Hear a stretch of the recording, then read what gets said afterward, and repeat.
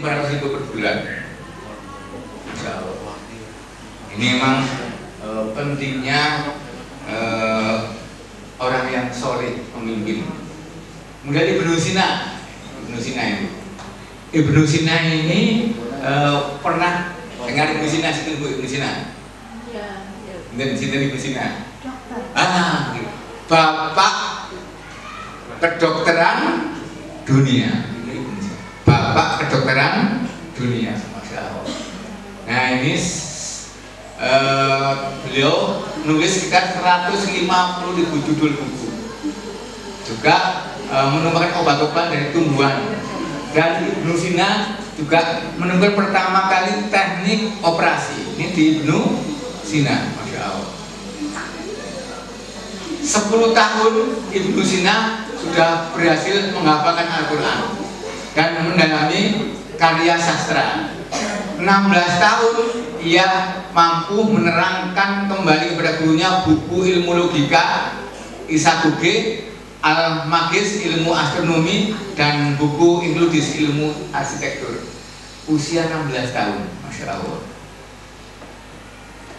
Nah, beliau juga belajar di ilmu astronomi. Beliau di usia sekitar 16 tahun itu mampu membuat alat yang belum pernah diciptakan pada ahli astronomi sebelumnya. Memang ilmuwan muslim luar biasa itu, Masya Allah. Nah, kita berharap anak kita ini juga ahli ilmu. Amin Allahumma amin. Nah, kita antarkan apa yang kita lihat sejak kecil ahlul Quran. Sejak kecil ahlul Quran. Nah, gitu. Dia juga ini jadi bapak ilmu, bapak kedokteran dunia. Ini Ibnu Sina. Ya, baik, ini yang saya cepat saja Bu, karena waktunya yang mepet. Baik, mari kita bayangkan anak kita. Masih ingat jangan Pak?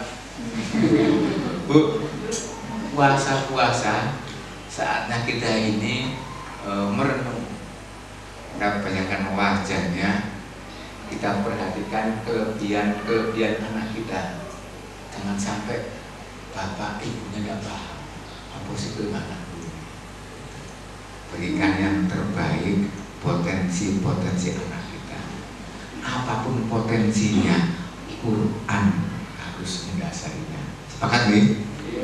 Apapun potensinya, Quran harus mendasarinya. Dan Quran hudan linnas, petunjuk bagi manusia, hudalil mutakin, petunjuk bagi orang-orang yang bertakwa. Nah, Quran itu yang mendasarinya. Sehingga Quran kita ini perhatian pokok. Sampai di TK itu teknik berubah jadi cerdas Quran sejak daycare. Sekarang kita ubah. Dulu kan mendidik dengan keteladanan, gitu. Masih ingat yang Bu yang dengan aku kan di alamat kita semua deh. Dulu awal mendidik dengan sekarang apa? Cerdas Quran sejak daycare, sejak bayi. Terus di SD juga begitu. SD jadi apa udah tekniknya SD itu? Global Quranic School. Sekolah Quran yang mengglobal, dan kita siapkan begitu. Kalau SMP, Quranic Leader School, sekolah Quran yang pemimpin yang berjiwa Quran. Nah, kita begitu. Memang kita ingin pemimpin peradaban Islam yang menyebarkan rahmat seluruh alam, sehingga kita ikhtiarkan memang berwawasan global. Kita kuatkan bahasa-bahasa Inggris dan bahasa Arabnya. Alhamdulillah ada tenaga dari Gontor dan juga akan kuat di bahasanya. Nah ini Bu, tolong perhatikan kelebihan dan kekurangannya. Kemudian kita bermujahadah untuk mewadainya, mengantar mereka untuk sukses di akhirat dan juga dunianya. Amin Allahumma. Baik.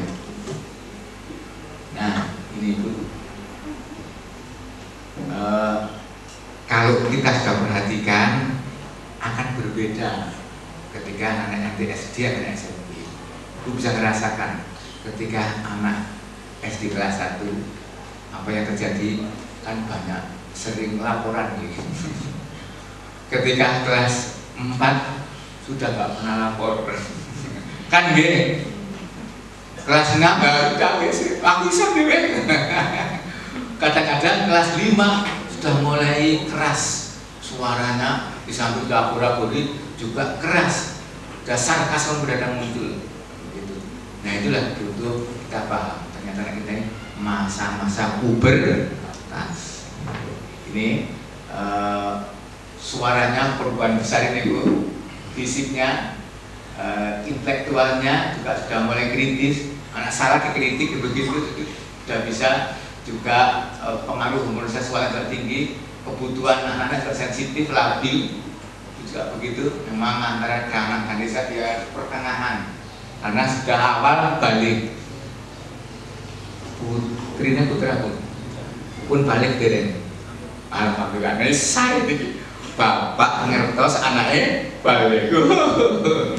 Ini jadi kadang-kadang bapak ini benar-benar ibu kadang-kadang gak ngerti anak sudah balik apa?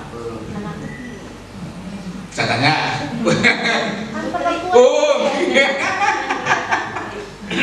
nah waktu gampang. Hampir 5 tahun yang lalu, lo takut. Kelas papat itu, loh mbak, kok enggak sholat ke masjid? Berapa? Apa mbak? Kelas 4 bu, udah balik itu, masya Allah, subhanallah. Kelas 4 sudah balik. Nah, ini juga anak-anak kita sudah mulai mencari teman sekalian. Dan ibu kelas 6 ini, ampun banyak ngendikan, mana salah malah ceramah. Bapak ngasih tahu siap. Anak salah ampun dikasih ceramah, anak salah cukup dibetulkan secukupnya rampung. Ibu ya, anak salah dikasih pijakan yang banyak. Bapak ngomel, padahal membetulkan tapi panjangnya itu di mata anak ngomel. Hati-hati pada yang sudah dewasa ini. Mau pesen, walaupun sudah balik, jangan dibiarkan anak salah. Betul kan? Secukupnya betul. Ampun dibiarkan. Kepanjangan memberikan kebetulan betul saya. Mungkin anak sudah benar apresiasi yang akan dilakukan itu. Baik. Nah ini yang pengaruh kemarin gitu. Pengaruh kemarin luar biasa. Ada anak-anak yang sangat lihat tuh. Dulu SD-nya itu bagus loh. Nah, ketika SMP kelas 1, kelas 2 kena apa itu? Kena jajan tuh. Kadang-kadang bapaknya ngomong kasar marah gitu. Kalau HP-nya diambil, sudah bergunung. Masya Allah. Nah, maka kita ada ikhtiar merubah itu. Ini dampak dari pandemi, masya Allah. Dampak pandemi ini. Nah ini juga hati-hati kalau seperti ini. Ada yang perempuan yang SMP itu, ternyata ada informasi dari Intel yang di daerah Pak Suwu sana itu banyak anak SMP itu petakolan itu. Usia SMP dengan yang laki-lakinya itu. Dan itu ya sudah sulit-sulit udah maghrib, pada maghrib masih ada di situ. Masya Allah. Nah, juga hati-hati dengan komunitas yang seperti ini. Nah, kita kawal anak kita supaya tidak pakai yang ada begini-beginian ya. Karena ada sekolah yang masih mentoleran atau membiarkan begini. Dianggap anak mencari jati diri. Disalah. Islam itu ketika balik sudah saatnya tahu jati diri. Ketika sudah balik ini karena pemikiran orang-orang yang liberal. Ora apa-apa, ora jilbaban, ora apa-apa kok keluyuran dalam usia pencarian jati diri. Hati-hati kesalahan. Islam tidak begini. Islam itu balik, sudah saatnya menerima tanggung jawab syariah. Nek salah dosa, kan gitu. Jadi nah, yang tidak paham dosa, Masya Allah. Kenapa belum kuat landasan iman dan ilmunya? Masya Allah. Akalnya belum muncul walaupun usia sudah sekitar 18-17. Nah, ini juga harus kita, ini ada seragamnya loh ini Bu. Kira-kira di kelas apa di sekolah ya? Oh iya. Ini juga kita kawal pada seperti ini, Masya Allah. Nah, ini juga kriminal. 13 kejamret, salah gaul.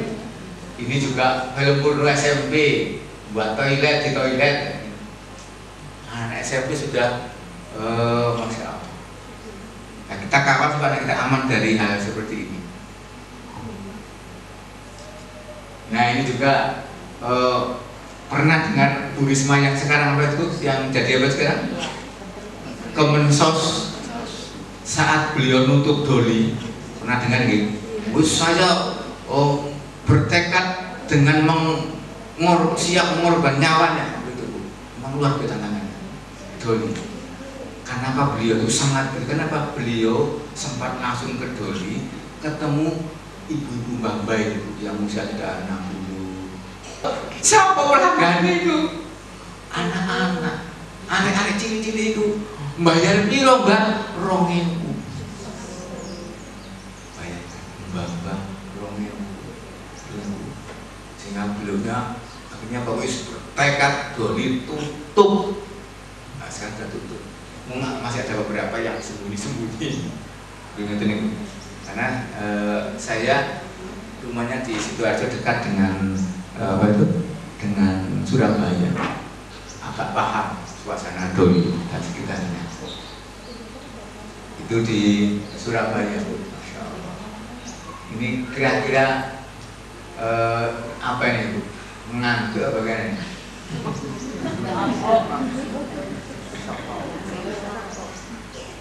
Bu, ini kira-kira apa nih Bu? Narkoba nih, mendem. Nek mendem apa? Mendem minuman masih mending dengan narkoba. Kalau sangi itu sakau, iya betul. Sampai diri sini, sudah nggak sakit langsung minum. Dia anaknya kalau begini, anaknya itu ya sudah berarti narkoba. Insya Allah. Ini naudzubillahin. Sehingga 41 orang tiap hari. Ini Masya Allah, tiap hari.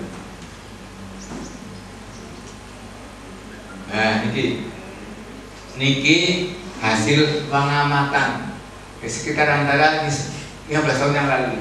Saya dapat 15 tahun yang lalu materi ini. Jadi anak SMP dan SMU ini 62% nggak perawan, 21% aborsi, terus 97% nonton film porno dari Komnas Perlindungan Anak.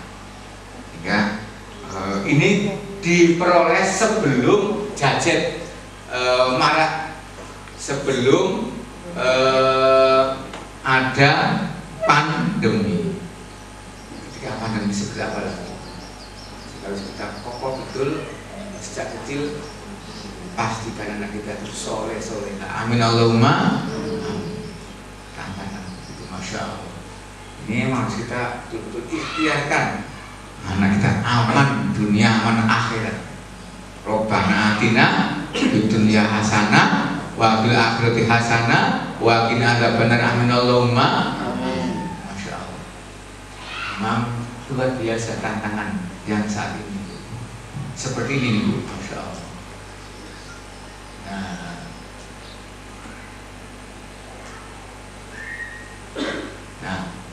ya, kita saatnya untuk merenung.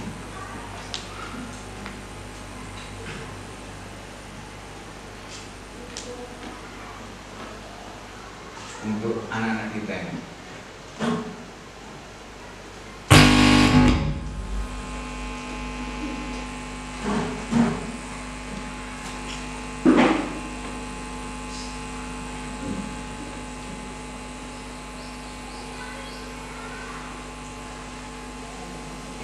Merenung apa sih yang kita harapkan, kemudian kita akan bisa merasakan ikhtiar untuk memperbaiki. Sebab keluarga itu adalah madrasah pertama di samping sekolah. Jika di keluarga tidak terkelola, sekolah juga berat. Maka keluarga ini pokok.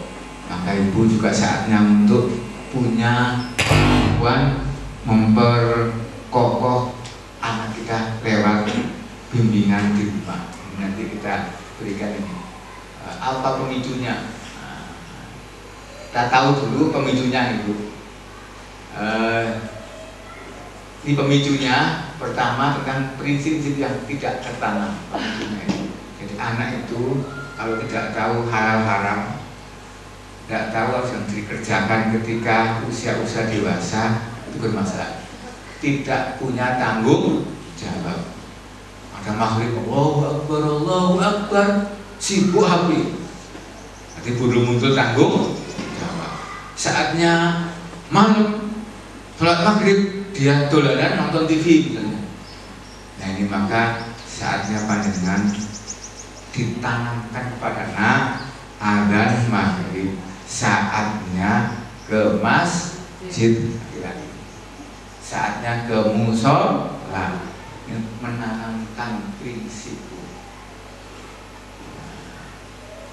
Menanamkan prinsip itu perlu. Nah sudah subuh, saatnya bangun sholat subuh. Nanti kalau sudah yang prinsip-prinsip ini sudah kepegang, enak. Jadi ibu bapak jangan sampai yang prinsip nggak ditanamkan nih. Oh bisa cilik, bisa cilik kelas 6 itu ya. Aku biar malah burung. Oh betul bu, bapak dulu juga tidak menanyakan ke saya. Bapak saya tokoh NU di desa. Ya, ketua Rabi NU, pengurus yang mendirikan MI begitu. Saya malah banyak diukir oleh ustadz saya yang ngaji. Tapi bapak si dagang, si dagang, terus enggak itu ke anaknya. Saya diukir oleh guru saya di guru ngaji. Nah itu kan keliru saja di Udah untuk bapak tetap saya, karena itu ada tanggung jawab kita kirim terus. Nah jangan sampai hanya ustadzanya yang menanamkan, keluarlah di rumah tanamkan yang prinsip. Sakit gak? Sholatnya sudah zuhur aja. Nah saatnya sekarang ini isya, sholat dulu, setelah itu belajar. Berikutnya apa? Tanamkan agenda. Nah bu, agenda. Jangan sampai nanti agenda. Wayai ngaji enggak ngaji, wayai belajar enggak belajar. Jacetan terus. Tanamkan agenda. Amalin. Berikutnya tanamkan aturan. Nah, kalau masuk kamar, masuk rumah, sepatu dilepas, masukkan tempat sepatu. Jangan.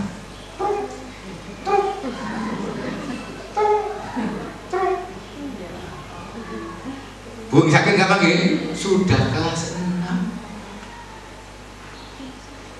Akan bu, berikan peraturan, tanamkan prinsip, agenda, aturan. Ampun, terus nggak paham, nanti di SMP nggak paham. Nah, kawal itu kawal. Kemudian beri visi dan orientasi hidup. Nah, Bapak Ibu, kamu jadi orang yang sukses, nah. Apa dan cita-citamu? Wah, aku ingin jadi TNI. Kenapa TNI? Wah, aku ingin jadi wira swasta. Sampai kemarin di layar waktu acara imtihan, ternyata banyak kelas ini kepingin jadi wirausaha, jadi pengusaha, saudagar kaya, gitu. Kasih penguasa, saudagar bagusnya, jangan lupa sedekah. Saudagar bagusnya, jangan lupa ibadah. Ngerti nggih? Biar nanti hartamu itu bisa bermanfaat untuk akhirat. Nah, ada Bu nama prinsip hidup. Paham nggih? Sampun akhir nang diputar. Makna cita-citanya apa? Belum jawab. Alhamdulillah. Nah, dikasih cara-caranya. Nah, pengusaha itu apa? Ya harus cerdas finansial. Juga punya manajemen waktu yang baik. Nah, ada nih bicara nih prinsip-prinsip visi hidup dan juga taat kepada Allah Subhanahu wa Ta'ala. Nah, kadang-kadang rumah tangga yang gersang pengaruh pemicunya, Bu. Rumah tangga gersang pemicu anak jadi tadi itu yang keluar rel tadi begitu, sehingga kita pastikan, kita ikhtiarkan rumah tangga kita itu adem. Juga pengawasan berlemah. Hati-hati nanti di SMP kita sudah melepaskan anak. SD dibonceng, SMP kadang-kadang itu bawa sepeda sendiri. Nah, itu dikonfirmasi. Jadi kemana waktu sepedahan kok telat sejam, dikonfirmasi. Mungkin alhamdulillah ya, pastikan ya tetap istiqomah dan masih berbuat kebaikan, gitu kan? Dikonfirmasi, ampun dijak. Wah, anak usia habis gede, dolin uang provopo, wayah itu dan ampun, tetap diberi pengawasan, walaupun belum dibuntuti itu kan dikonfirmasi. Anak yang bicara itu bohong dengan anak bicara jujur itu